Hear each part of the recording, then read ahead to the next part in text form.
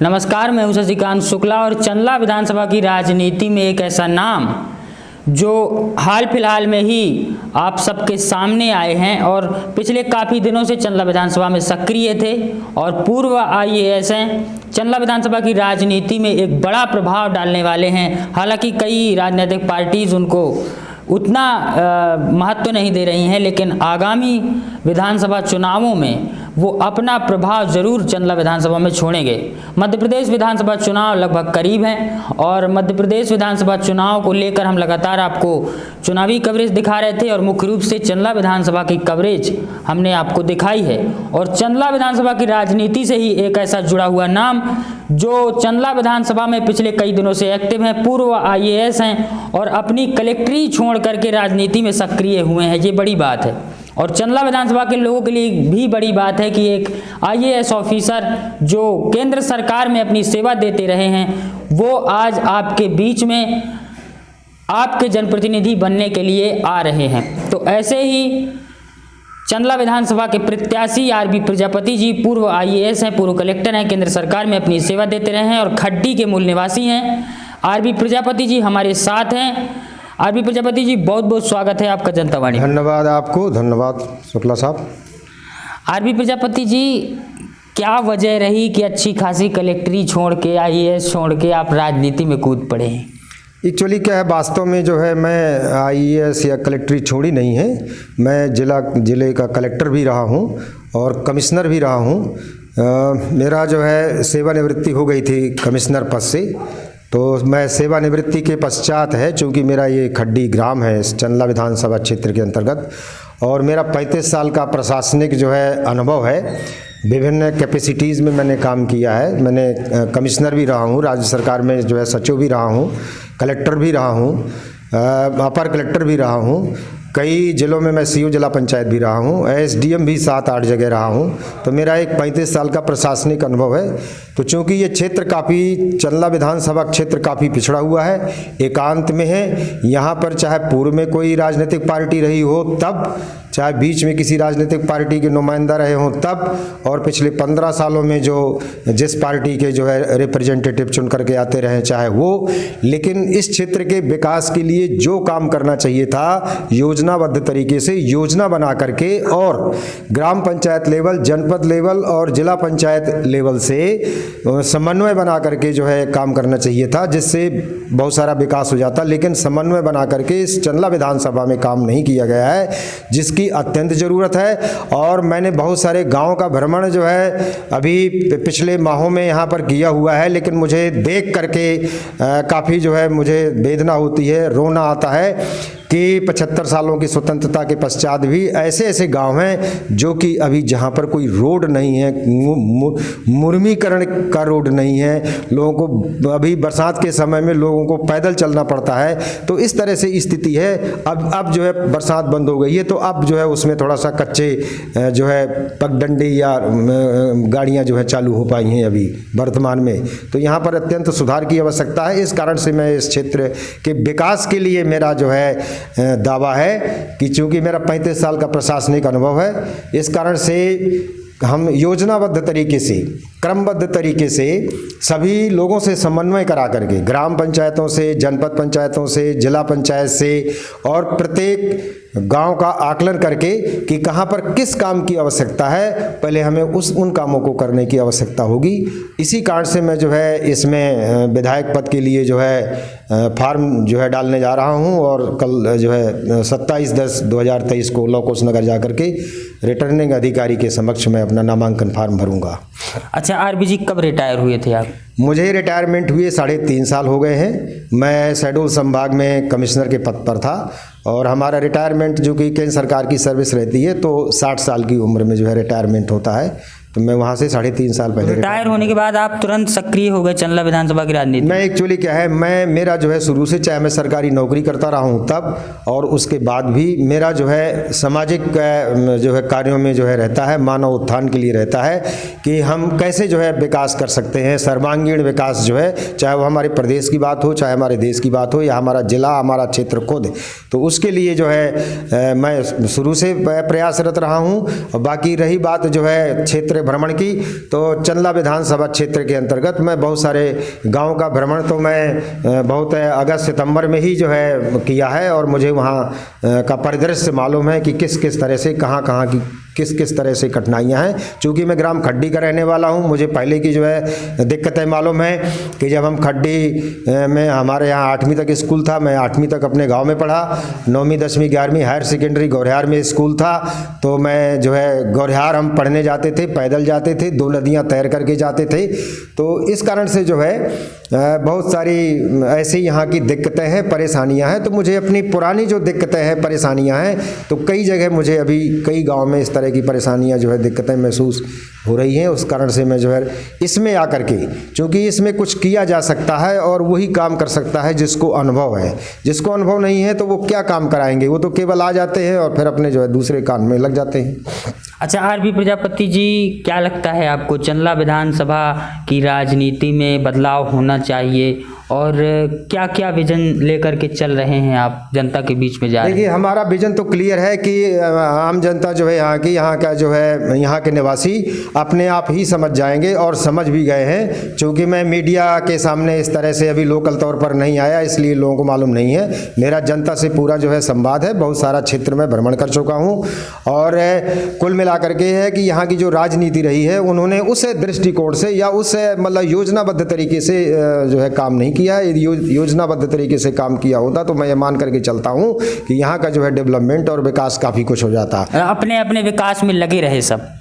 अब वो आपको ज़्यादा मालूम है कि कहाँ कौन लगे रहे, और अभी भी बहुत सारे प्रत्याशी, हो सकता है कि आप खुद उनका बैकग्राउंड समझ रहे होंगे कि उनकी क्या मंशा होगी, कैसा क्या काम करेंगे, वो अपने आप स्पष्ट है। मैं किसी के बारे में कुछ इस तरह से कहना नहीं चाहता, लेकिन हमारा जो है 35 साल का जो प्रशासनिक सेवा का अनुभव है, उस अनुभव को देखते हुए मैं अपने क्षेत्र के लिए काम करूँगा। और मैं समझता हूँ कि अभी आपको 5-10 दिन के अंतर्गत ही जो है पूरा परिदृश्य इस चंदला विधानसभा का बदला हुआ नजर आएगा। अच्छा, आरबी प्रजापति जी, चंदला विधानसभा में ऐसे कौन कौन से प्रमुख मुद्दे, प्रमुख कमियां कौन कौन सी लगती हैं जिन पर आगे आने वाले चुनावों के बाद और लोगों को अभी अपने प्रत्याशियों के सामने वो बातें रखनी चाहिए और आगे आने वाले समय में प्रमुख रूप से उन पर काम होना चाहिए? देखिए, सबसे पहली बात तो है, कई मतलब सबसे जो महत्वपूर्ण बातें हैं, कई गांव में अभी भी कोई लिंक रोड नहीं है। गांव में पहुंचने के लिए बरसात में जो है पूरी तरह से रास्ते अवरुद्ध हो जाते हैं। तो एक तो जो कनेक्टिविटी नहीं है सड़कों की, वो बहुत ज़रूरी है।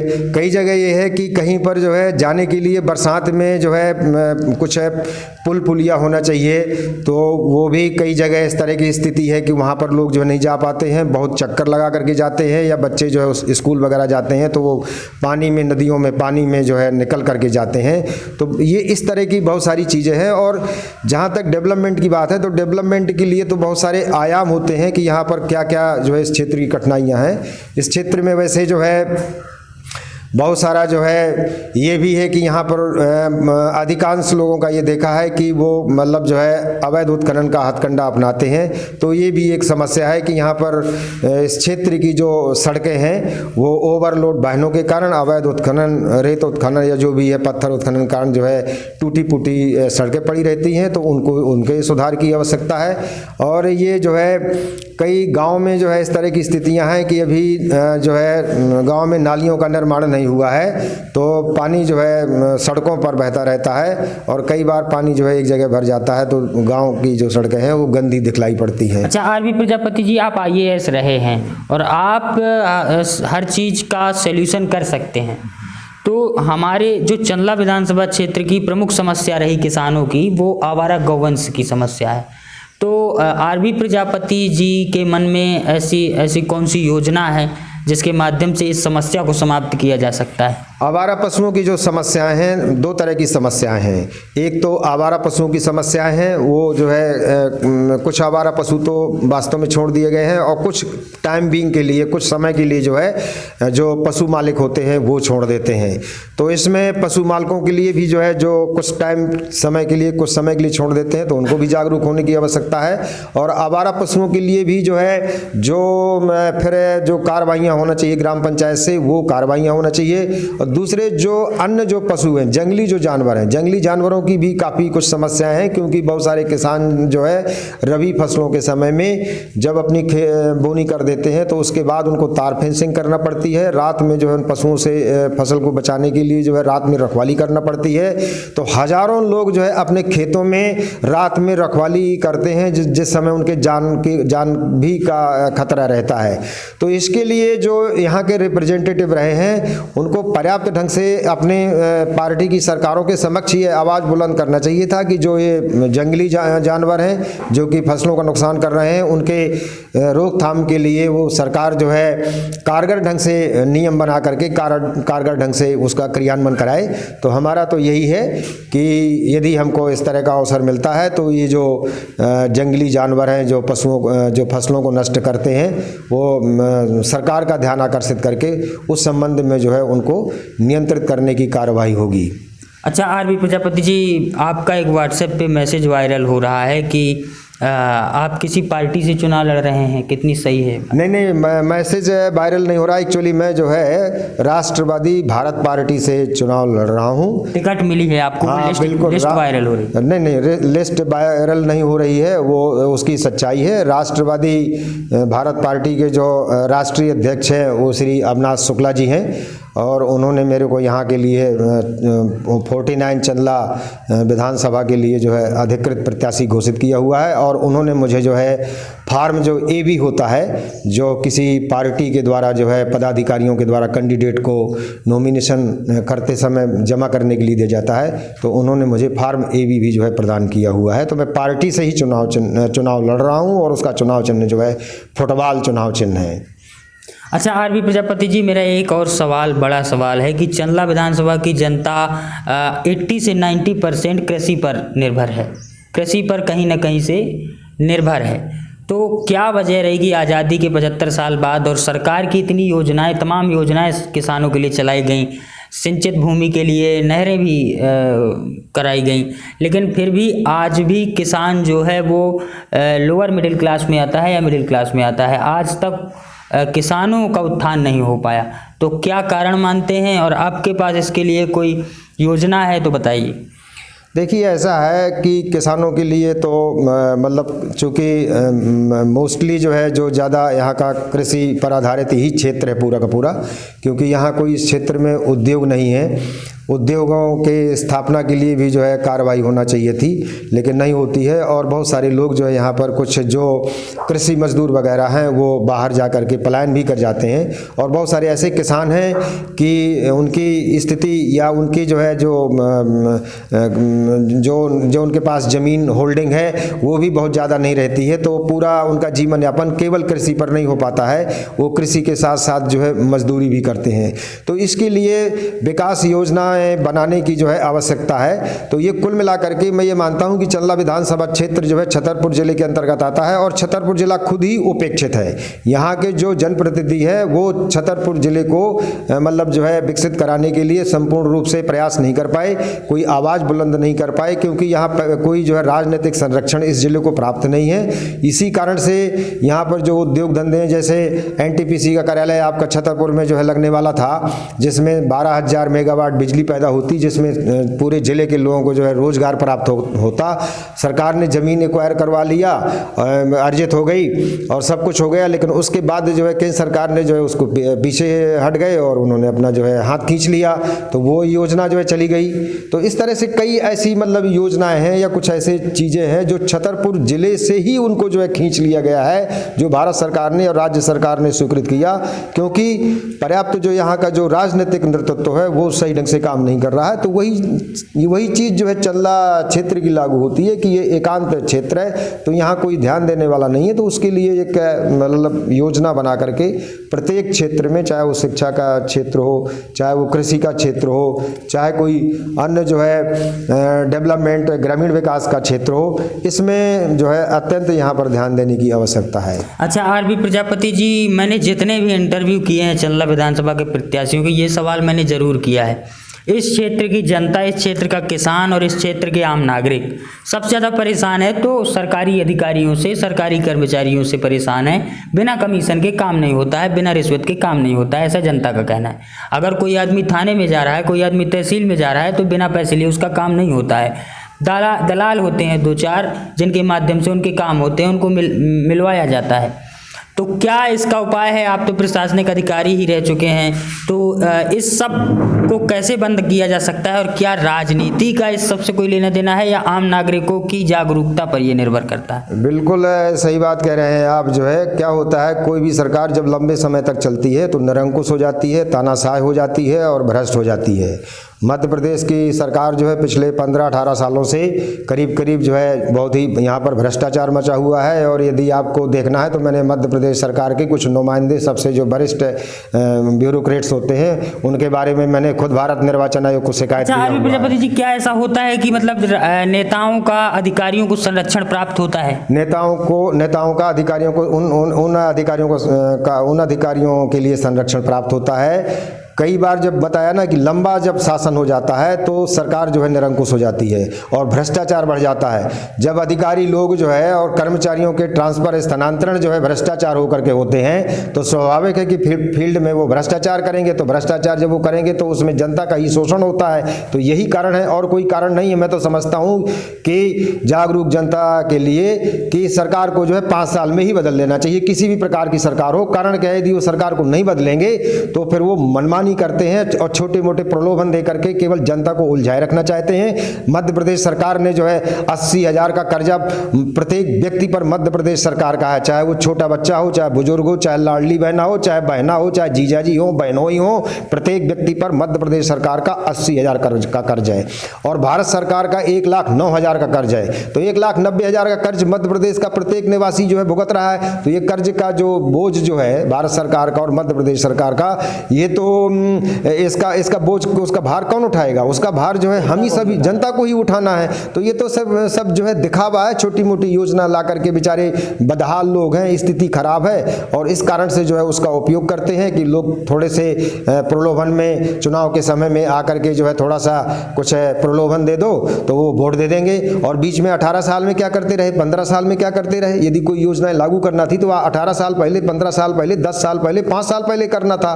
ठीक जो है चुनाव के एंड वक्त 3-4 महीना पहले से वो जो है घोषणा करना चालू कर दिया और उसको वो कर दिया प्रलोभन देने के लिए। अभी चुनाव के बाद देखना यहाँ मध्य प्रदेश पूरा बदहाल रहेगा, यहाँ की स्थिति बहुत खस्ता हो जाएगी। अभी कर्मचारी अधिकारियों के लिए वेतन के लाले पड़ेंगे चुनाव के बाद।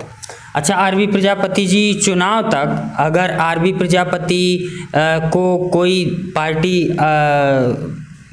अप्रोच करती है समर्थन के लिए, तो क्या आरबी प्रजापति समर्थन करेंगे? अपने दम पर चुनाव लड़ रहे हैं। मैं जो है, देखिए, मैं जो राष्ट्रवादी भारत पार्टी की ओर से मैं चुनाव लड़ रहा हूं, तो मुझे कोई पार्टी, अन्य जो नेशनल पार्टीज हैं, दूसरी राज्य पार्टी हैं, वो तो कोई समर्थन करेंगी नहीं। वो अपना जो है कैंडिडेट्स का चुनाव लड़ा रही हैं, वो तो अपने कैंडिडेट्स का समर्थन करेंगी।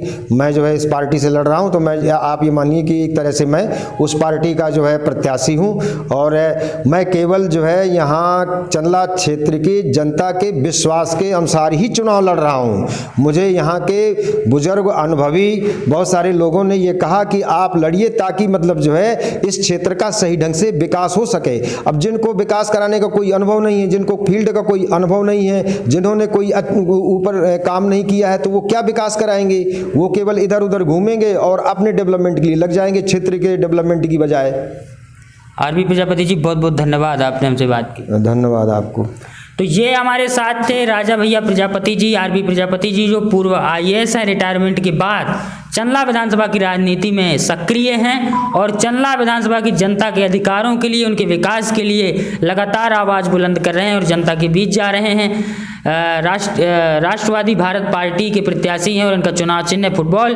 देखते हैं आने वाले समय में इनका भी कितना माहौल बनता है। चंदला विधानसभा की राजनीति में हम लगातार आपको कवरेज दिखा रहे हैं और मध्य प्रदेश विधानसभा चुनाव से जुड़ी हुई कवरेज लगातार देखने के लिए जनता वाणी देखते रहिए। नमस्कार, जय हिंद। एक चीज हो गई है, आप ये बोल रहे हैं